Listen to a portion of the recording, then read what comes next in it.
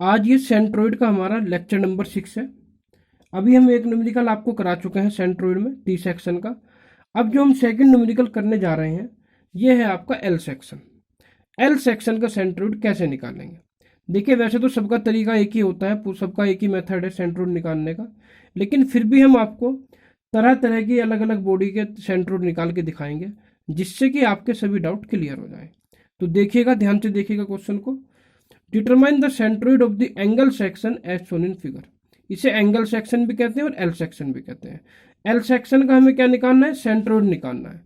देखिए यहाँ पर जो नीचे वाला जो इसका बेस दिया है, कितना दिया है? 100 mm दिया है, ठीक है। और यहाँ से यहाँ तक ये जो डिस्टेंस है, ये वाली, ये है आपकी 20 mm। और यहाँ से यहाँ तक जो डिस्टेंस है वो है आपकी 120 mm। और ये है आपका 20 mm।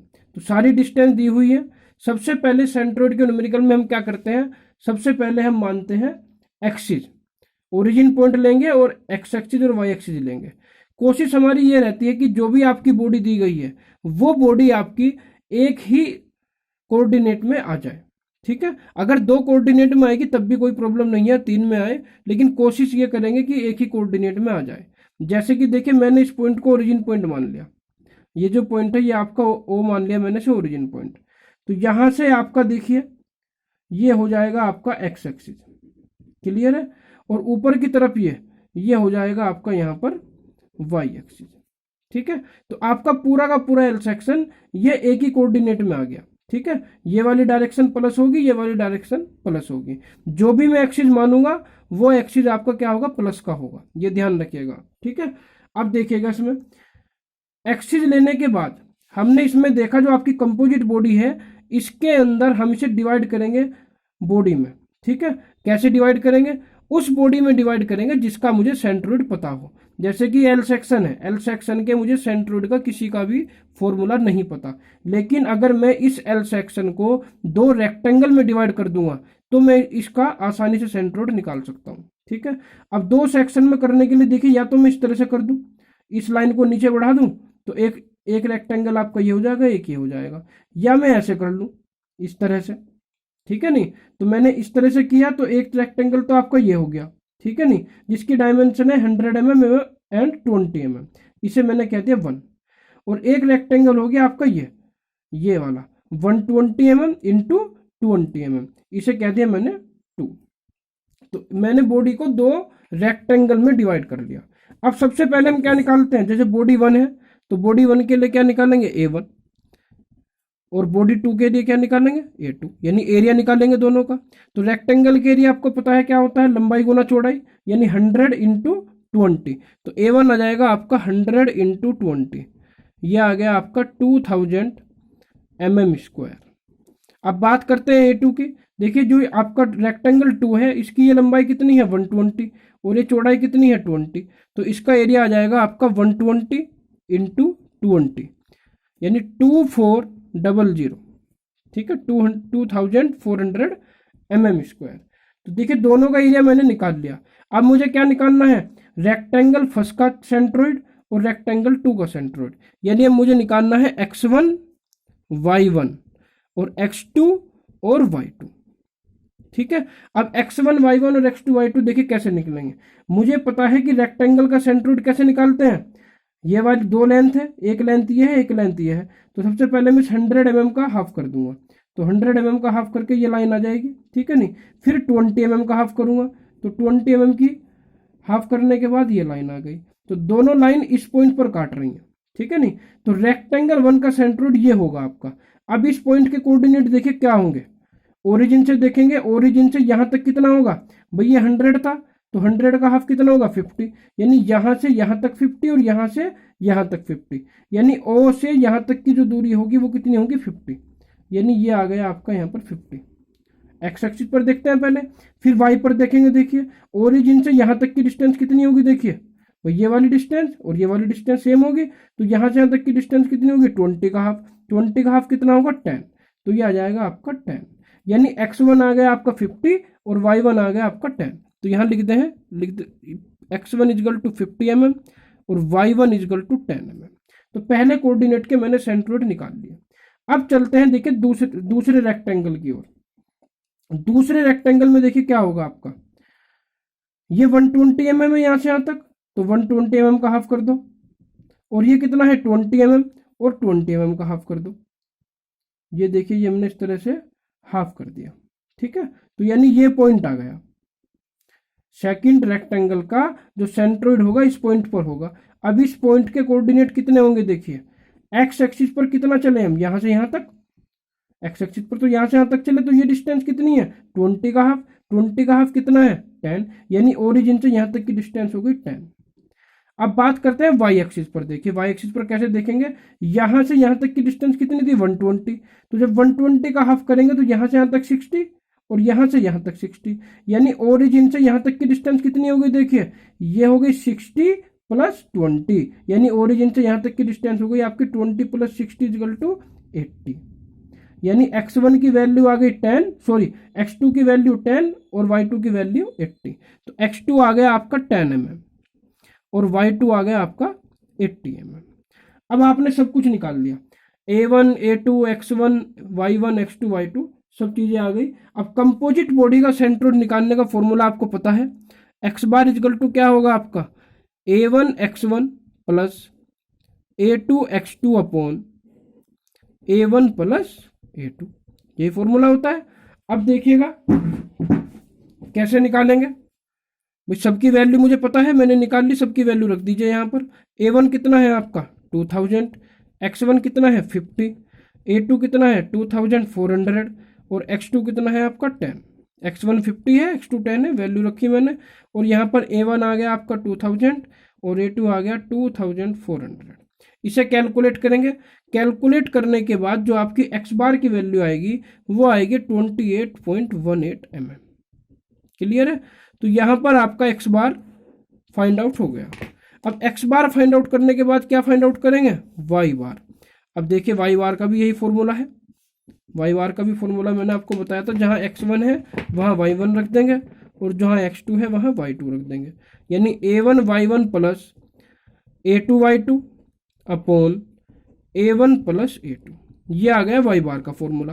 तो इसमें a1 की वैल्यू कितनी है 2000, y1 की वैल्यू कितनी है देखिए 10, प्लस a2 कितना है 2400 और y2 की वैल्यू कितनी है 80, तो y1 की वैल्यू y2 की वैल्यू रख दी मैंने, y1 10 है y2 80 है, a1 a2 आपको दिया हुआ है जो हमने निकाला है, और नीचे क्या आएगा a1 प्लस a2, तो a1 कितना है 2000 और a2 कितना है 2400, ठीक है। अब इससे हम कैलकुलेट करते हैं, देखिए वैल्यू यहाँ पर, तो y बार की वैल्यू कैलकुलेट करने के बाद आएगी 48.18 mm। तो इस तरह से आपने जो आपका एल सेक्शन था उसका सेंट्रोइड आपने फाइंड आउट कर लिया, x बार भी फाइंड आउट कर लिया और y बार भी फाइंड आउट कर लिया। अब देखिए बॉडी में देखते हैं कि बॉडी में x बार और y बार कहाँ आया है, यानी ये जो सेंट्रोइड आया है हमारा ये किस पॉइंट पर डिनोट कर रहा है। देखिए x बार कितना है 28.18, यानी ओरिजिन से x एक्सिस पर कितना चलेंगे 28.18, यानी यहां से यहां तक तो 20 है, तो 20 से थोड़ा आगे चलेंगे, यानी लगभग आपका जो है ये यहां बैठेगा, ये आ गया आपका क्या यहां से यहां तक x बार, और y बार कितना है 48.18, यानी यहां से यहां तक 20 और यहां से यहां तक 80, यानी 20 और 80 के बीच में लगभग यहां बैठेगा आपका ये, यहां से यहां तक बैठेगा आपका ये y बार। क्लियर है, यानी दोनों एक्सिस, ये x बार की लाइन और ये y बार की लाइन दोनों यहां पर फाइंड आउट हो रही हैं, ठीक है नहीं, तो दोनों यहां कट कर रही हैं, तो ये पॉइंट आपका कहलाएगा एल सेक्शन का सेंट्रोइड, जिसके कोऑर्डिनेट कितने हैं 28.18 और 48.18।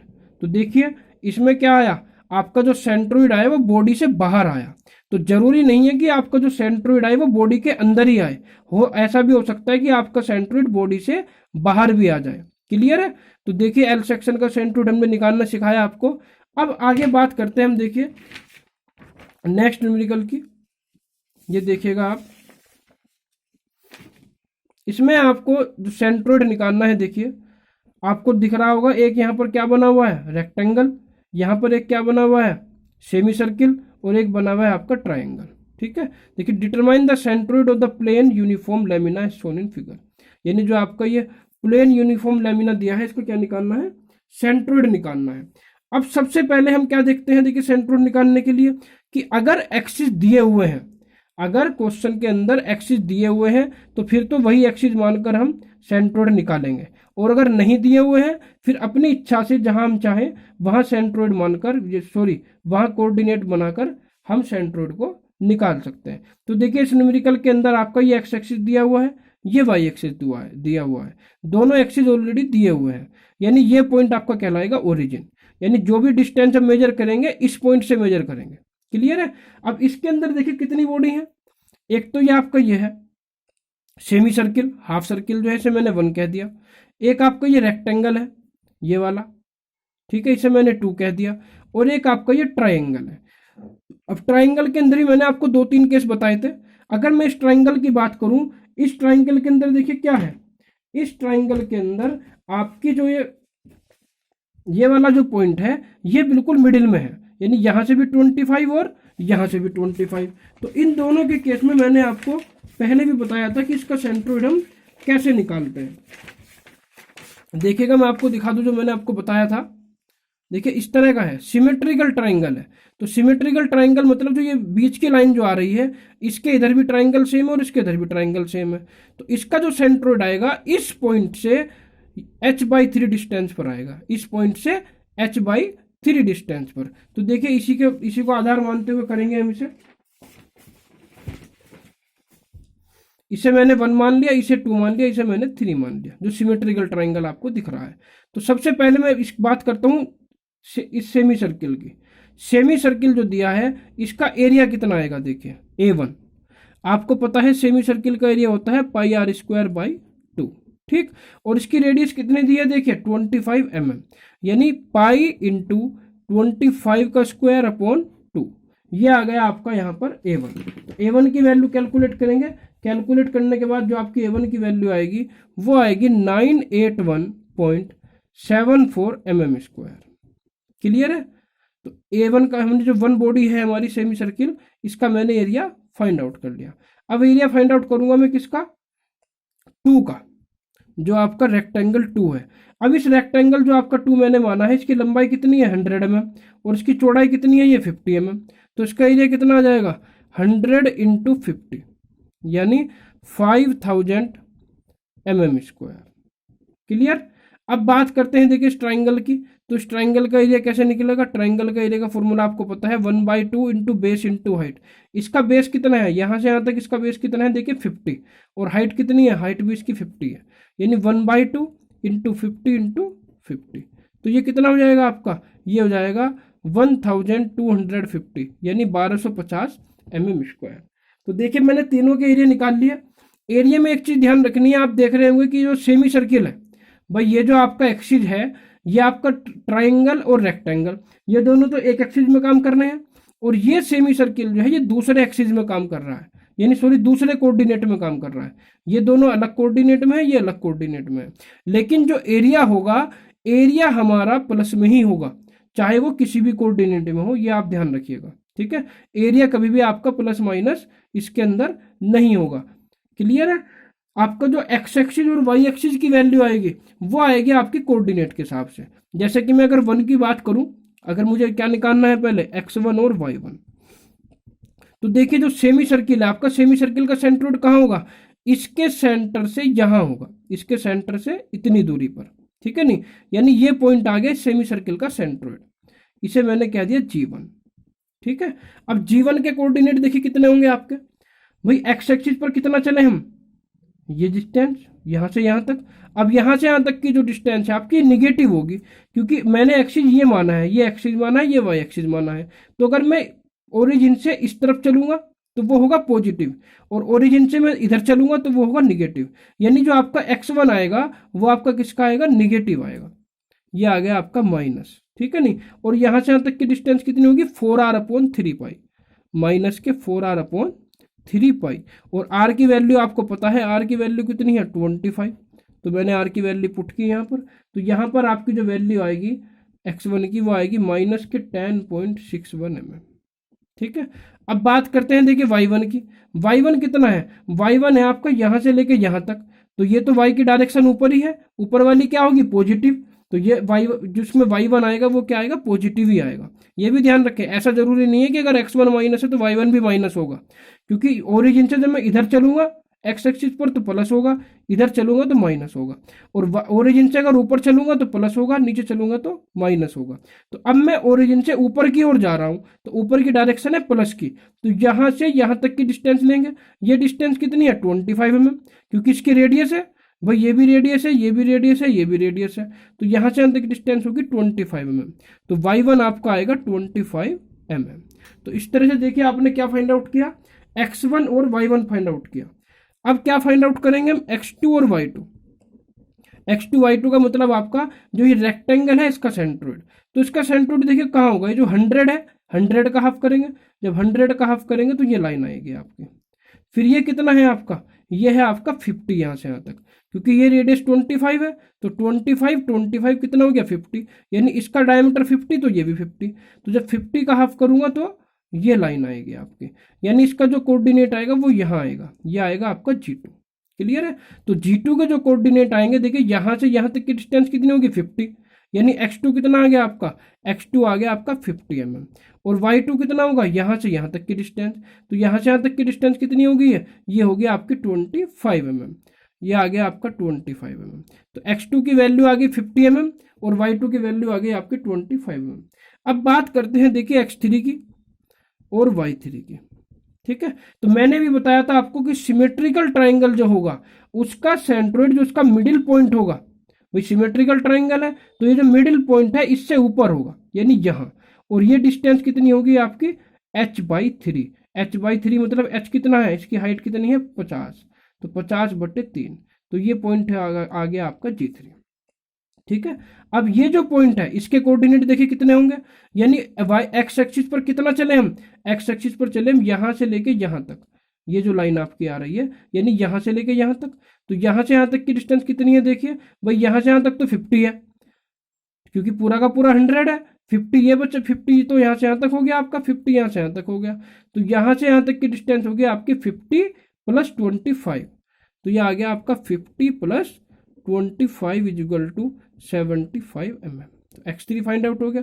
अब बात करते हैं y3 की, y3 देखिए कितना होगा, y3 के लिए ये आपका x एक्सिस है, तो यहाँ से जब y3 चलेंगे तो यहाँ से चला मैं ऊपर की ओर, तो यहाँ से यहाँ तक कितना है 50 तो ये हो गया, और 50 के अंदर क्या ऐड होगा, यहाँ से यहाँ तक की डिस्टेंस 50/3, यानी यहाँ से यहाँ तक की डिस्टेंस हो गई आपकी 50 + 50/3। कैलकुलेट करेंगे, कैलकुलेट करने के बाद इसकी जो वैल्यू आएगी वो आएगी 66.67 mm। तो देखिए इस तरह से मैंने क्या फाइंड आउट किया, x1 y1 x2 y2 x3 y3। Plus minus का ध्यान रखेंगे x1 y1 निकालते समय, जब भी आप किसी भी बॉडी का सेंट्रोइड निकालेंगे तो ये ध्यान रखेंगे कि आप एक्सिस में किस तरफ चल रहे हैं, जो मैंने एक्सिस माने हैं अगर मैं उसी डायरेक्शन में चल रहा हूं तो प्लस, और अगर उससे अपोजिट डायरेक्शन में चल रहा हूं तो माइनस। ठीक है, अब देखिए कंपोजिट बॉडी का फॉर्मूला आपको मैंने बता ही रखा, एक्स बार क्या होगा a1x1 + a2x2 + a3x3 upon a1 + a2 + a3।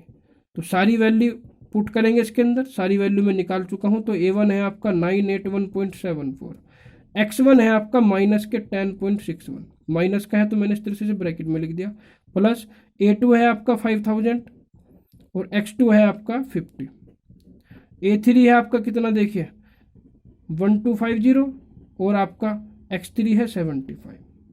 Clear है, upon a1 + a2 + a3, a1 आ गया आपका 5000 प्लस a1 है आपका 981.74 प्लस a2 है आपका 5000 और a3 है आपका 1250। क्लियर है, सारी वैल्यू फाइंड आउट करने रखने के बाद, पुट करने के बाद एक्स बार आपने फाइंड आउट किया, एक्स बार की वैल्यू आपकी आई 46.09 mm। तो इस तरह से आपने देखिए बड़ी आसानी से एक्स बार फाइंड आउट कर लिया।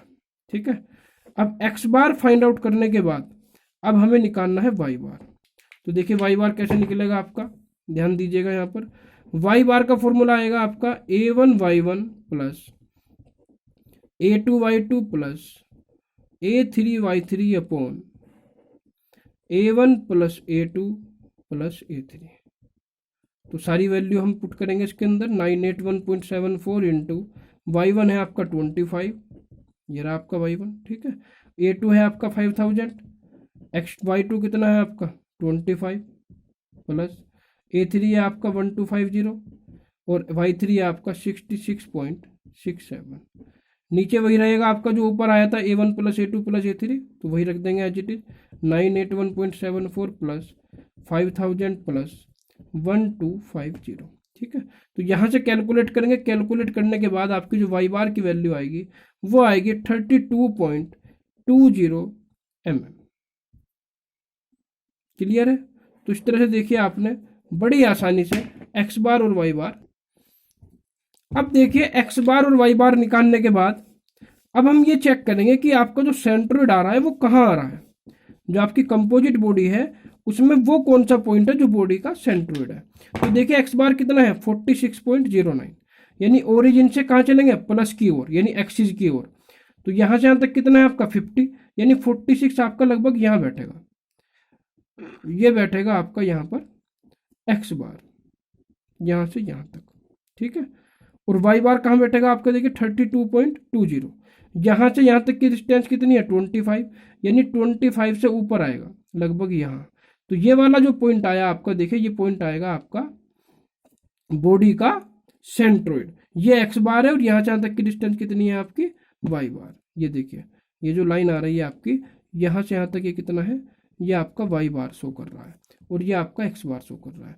तो इस तरह से देखिए हम किसी भी बॉडी का सेंट्रोइड आसानी से निकाल सकते हैं। आगे भी मैं अभी आपको ये मान के चले कि सेंट्रोइड का ये तीसरा न्यूमेरिकल था हमारा। अभी हम आपको सेंट्रोइड के कम से कम 10-12 न्यूमेरिकल कराएंगे, जिससे कि आपको सेंट्रोइड में किसी भी तरह का कोई डाउट ना रहे। आप इन क्वेश्चनों को करके देखें, कोई डाउट हो तो आप कमेंट में मुझसे पूछ सकते हैं। चैनल को सब्सक्राइब जरूर करें और अगर आपके जानने वाला कोई मैकेनिक्स पढ़ना चाहता है आप उसे शेयर जरूर करें। तो आज के लिए इतना ही, धन्यवाद।